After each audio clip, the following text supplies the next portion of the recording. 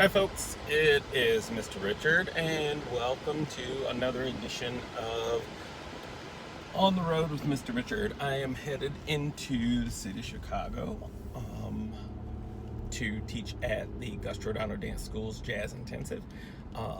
It's a shirt, it's Gus. And I have been fortunate enough to teach at the Jazz Intensive. Oh my goodness, it's probably been over 10 years now that I've been teaching at the Jazz Intensive, now that since the studio has moved into the city from Evanston. And I love being there because the history in even the new building just brings back so many memories, and the photographs of Gus, the photographs of all the things that he accomplished and pioneered in jazz. It's just a reminder of where we come from and where we're going, and I love being there. So thank you, Amy, for continuing to give me the opportunity, and it's so fortunate for me to see the girls grow up, because Amy's daughters, Sarah and Lauren, were both in my class in at the old facility when they were just kids. They had to be, maybe Lauren was 11, Sarah's 9. I'm not sure exactly how old they are, but they were kids when they started taking my jazz class on Saturday mornings, along with Debbie Giordano's triplets. It was a big deal for me because I was responsible for teaching the Giordano technique to the Giordano family. I want you to just take a breath and chew on that for a second. And the girls, of course, had more teachers than just myself, but I was their beginning of learning their grandfather's technique. So I started to take my teaching more than serious, because I did not want the responsibility of, or the rephrase. I didn't mind the responsibility of teaching. I actually felt honored to teach them, but I also did not want to teach them incorrectly, and that was not going to be attached to my name. I was going to make sure that I learned the Giordano technique up one side and down the other, so that everything that I was passing on to the girls, they would then be able to take it and do with it as they please as a Giordano. So I took teaching jazz dance technique more than seriously because of Gus's legacy and being able to teach it to his blood. So I'm very grateful that Amy continues to bring me back.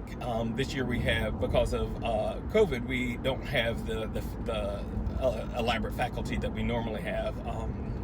Even people that I look up to, Susan Quinn and Patty Obie and Jimmy Locus and Marcus Alfred, everybody that was, the people that we would ooh-ah when we would watch videos. Those are the people that Amy continues to bring back to continue the legacy of American jazz dance. So I'm fortunate that I'm getting to go do that today.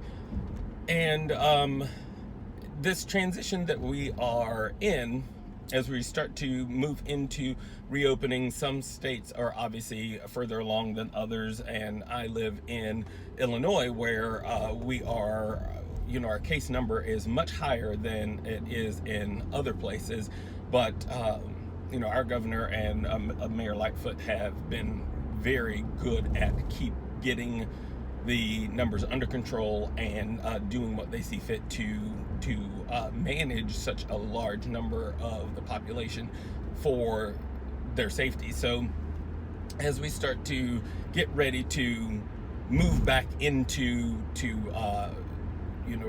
gathering in smaller groups, there's some adjustments that we have to do, and one of the adjustments that we're making in the dance classroom setting is being able to teach not a completely different skill set, but a new approach to a skill set. idea of being spatially aware is even more heightened now than it was before, but it was always a part of dance training, is your spatial awareness, your awareness to your proximity to the person beside you, in front of you, behind you. Those are skills that are understood. Your ability to be responsible for your spatial awareness is also an understood skill that you learn in the dance classroom that becomes so valuable right now for people that are not used to, and I'm not even going to say social distancing, but being aware of your physical proximity to another person. And that's just a skill that you learn. That's a skill that is ingrained as part of the learning in dance, and there's value for it right now. Teaching in a square, in a 6 foot by 6 foot square, versus being able to use the entire space does have its limitations, but it allows me to focus on more of the practicality of mechanics that can be applied once we get ready to move back and forth across the floor.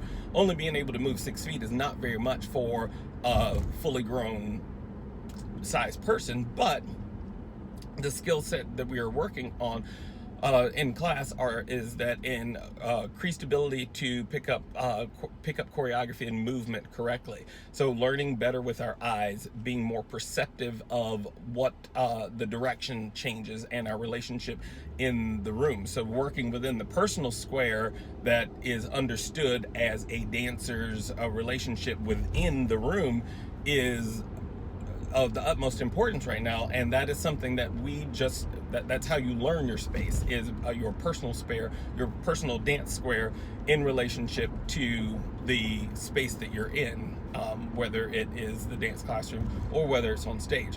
So I really appreciate this opportunity to refine the ability to focus in on the directions, the specifics of the directions, and the dancers being aware of their own personal relationship to themselves and their personal square, as well as themselves in relationship to the room, which in essence is their relationship to the other people within the room. So I think we'll see a lot more clarification in performance, a lot more clarity in pictures, a lot more clarity in shapes, a lot more dynamics in shapes, because this time is forcing us to really focus in on a different set of skills that we don't always get to work on when we have so much movement that's involved in class.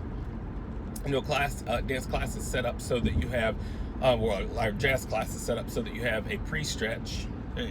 That pre-stretch gets you ready for the warm-up, which gets your body temperature to elevate so that the muscles are more pliable and they're ready to put more demand or more stress on them. Then we have your floor standing stretches. You move into floor stretches. You have a center combination that's working on balance and coordination, and then we would move into across the floor, or a combination that has a purpose for using all the skills that you were taught in the beginning of class. So knowing that order of class and understanding that order of class is going to be good for parents to know what their students are gaining during this time, that the skill set that they are working on may not be so much of a demonstration that the naked eye would see, but it is definitely a more internal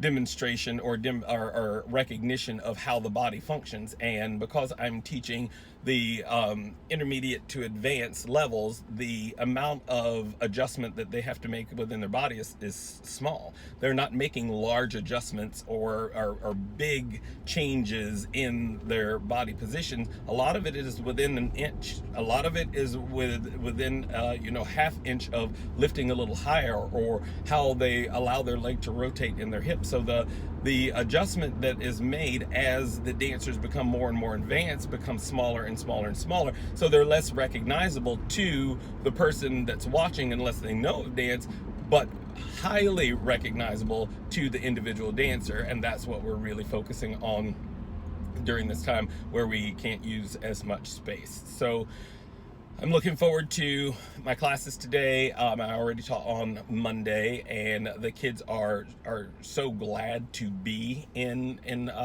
class. So that's refreshing because I feed off that energy and learning to teach not only the people that are present, but also teach the people that are taking class virtually via video conferencing is a new skill set for me as a teacher as well. Even though we've had all of this, we've been doing it for a while, the ability to effectively communicate with the students that are taking class virtually as well as the students that are taking class in person is a new skill set, because there's some monitoring that you have to do with yourself. Instead of just paying attention to the people that are present, you also have to pay attention to the people that are within a little 1 inch by or a 2 inch by 2 inch square on the monitor as well. So it's all learning for me as a teacher as well, all learning for the students as well, and I'm looking forward to it. This is here to stay, folks. Virtual learning is it's going to be a mainstay, because the amount of reach that we have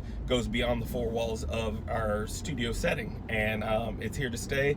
The better we get at it, the more effective we're going to be, and the more impact and the more reach we're going to have. You guys have a great day, and I'll see you next time. Bye.